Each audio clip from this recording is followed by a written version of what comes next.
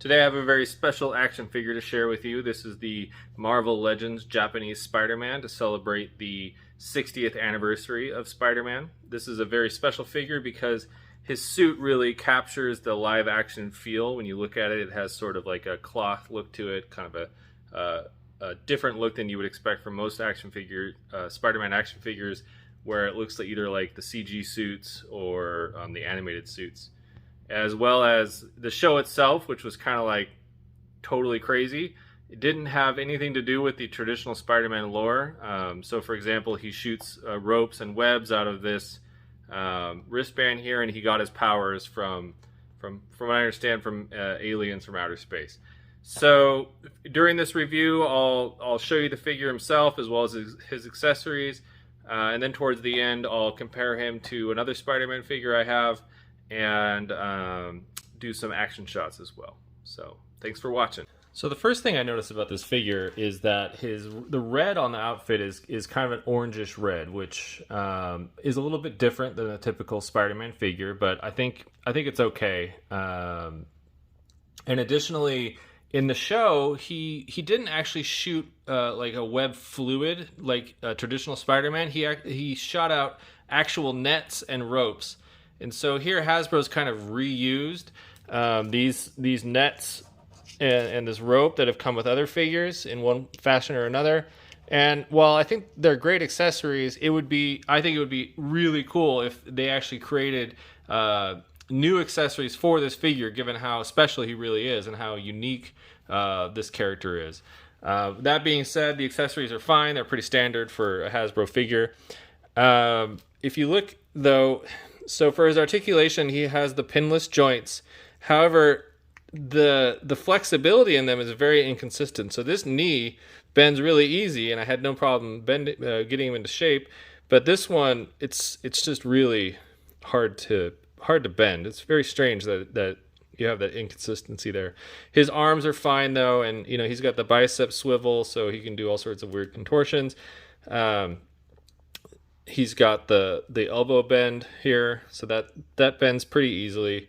But again, it's really strange that the left arm here bends really easy, and the left leg bends really easy. But the right side is actually really tough to bend. It's very inconsistent. And then his head swivels pretty well. You notice if you look at the detail up close here, the neck and the body don't match up quite right. And from what I've read, and from what I understand from seeing screenshots of the show, is that's actually a detail from the show, because his mask was a separate piece from the rest of his costume. So that's actually a pretty cool detail included on this figure, I think. I thought that this was going to be a solid piece of plastic, just painted a different color, a different paint application.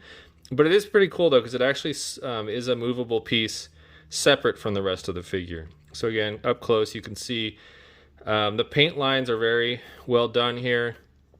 The spider logo on the front is a little different. It's a little simplified, which is similar to what I suppose was in the show.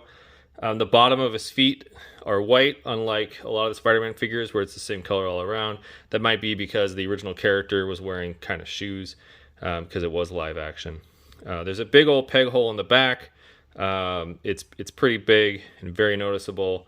So if that's something that bothers you, then just know it's there. He's got the ab crunch here, so he can do typical Spider-Man kind of poses that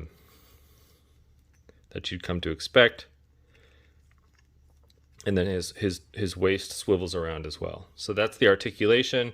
He's not too hard to pose once you get him kind of like in a decent squat there. And there you have him.